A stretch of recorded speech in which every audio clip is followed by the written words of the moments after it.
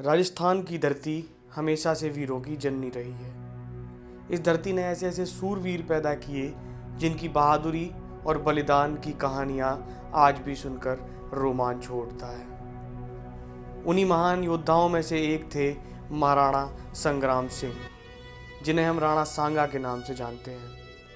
एक ऐसा योद्धा जिसने 80 से ज़्यादा गंभीर घाव झेले, एक हाथ, एक पैर और एक आंख खो दी, फिर भी अपनी तलवार से दुश्मनों को धूल चटाई।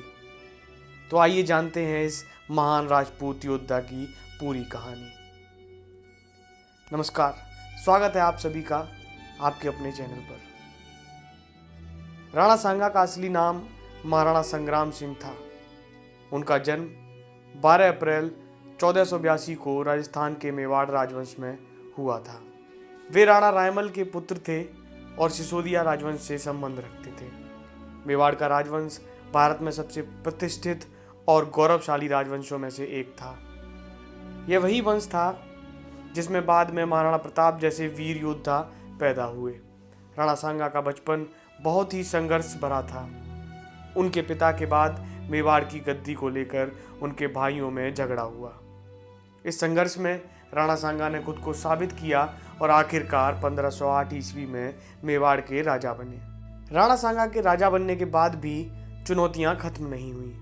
उस समय दिल्ली और उत्तर भारत में अफगानों और लोधी वंश का शासन था। दूसरी ओर गुजरात और मालवा के सुल्तान भी अपनी ताकत बढ़ाने में लगे थे।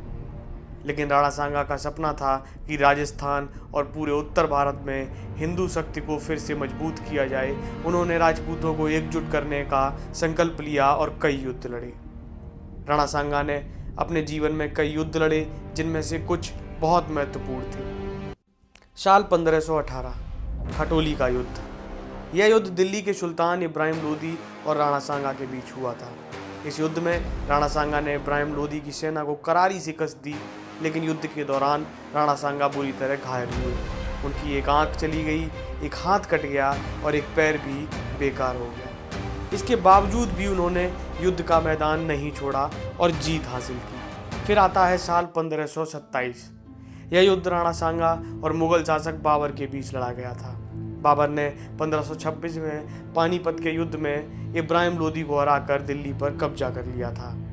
राणा सांगा ने इसे एक विदेशी आक्रमण माना और बाबर को भारत से भगाने की ठान ली।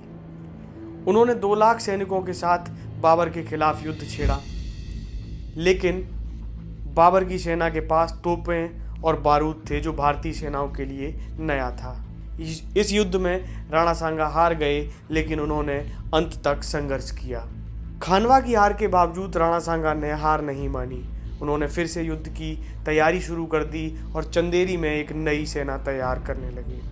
लेकिन इसी दौरान उनके कुछ सरदारों ने धोखा दिया और उन्हें जहर दे दिया। 30 जनवरी 1528 को यह महान योद्धा वीरगति को प्राप्त हो गया। राणा सांगा का जीवन त्याग और संघर्ष से भरा हुआ था। उनके बाद उनके पुत्र राणा उदय सिंह और फिर उनके पोते महाराणा प्रताप ने उनके संघर्ष को आगे बढ़ाया। आज भी राजस्थान में राणा सांगा को शौर्य, साहस और राजपूती आन बान शान के प्रतीक के रूप में पूजा जाता है। उनकी गाथाएं लोकगीतों और कहानियों में आज भी जीवित है।